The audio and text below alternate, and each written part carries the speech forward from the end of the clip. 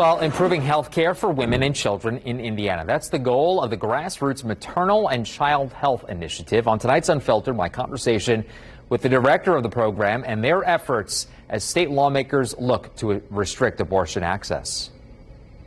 Doctor, so good to see you. Thank you for taking some time. In this op-ed, for folks who maybe didn't read it, kind of walk us through where you went with it.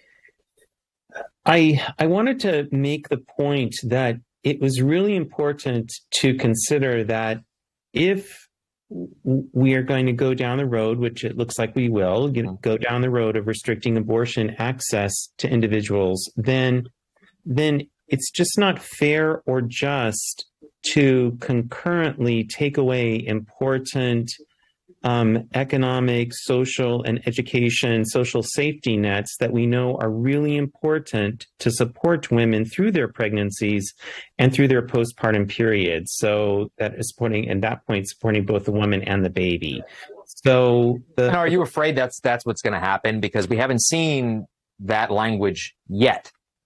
Right. But we know, so for instance, they're talking about the Senate Bill 2, talking about $50 million allocated for pregnancy supports, which is really good, but it really doesn't go far enough considering the needs of housing and early childhood education and things like that. It's really important to remember that we can't just look at medical causes of birth outcomes. We have to look at the social and economic factors that are root causes to poor birth outcomes in our state and in our country. Right.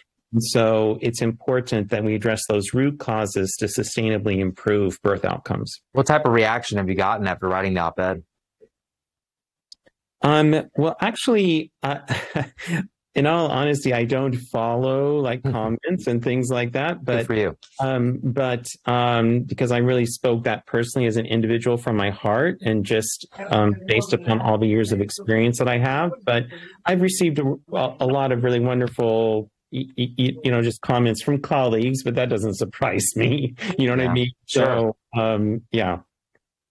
So when those comments from colleagues, though, I mean, this is, I'm sure, a conversation you've probably had over the years when talking about this situation. So what drove you to then put pen to paper and put it out there? Just my concern of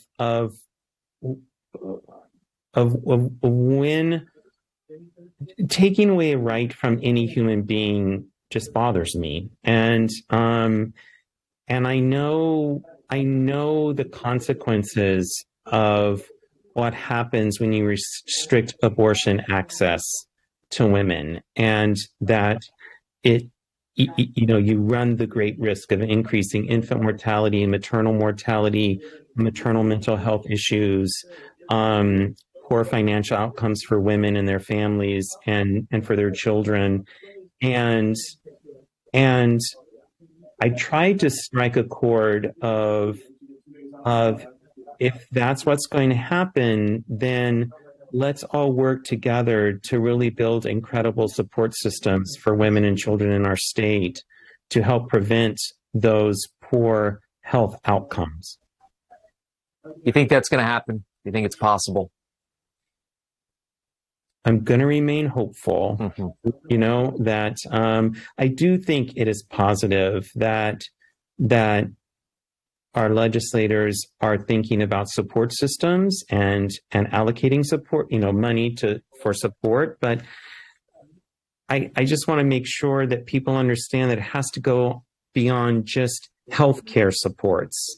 It needs to go into social economic supports that surround the woman and her family. Yeah. Dr. Jack Turman, is there anything that I'm maybe not asking you, Professor, that you would like to add in tonight? No, I think I just appreciate the ability I appreciate the opportunity that you wanted to talk to me. And I do just always want to stress in my work that, we have infant mortality and maternal mortality here and around the world stems from important inequities in social, economic, and environmental factors. And that if you want to sustainably improve that, especially in light of restricting abortion access, then we have to take the bold step of really meeting the social, economic, and environmental needs of our families in Indiana. We'll see what happens. Doctor, always good to see you. Thank you for joining us. Great. Thank you so much.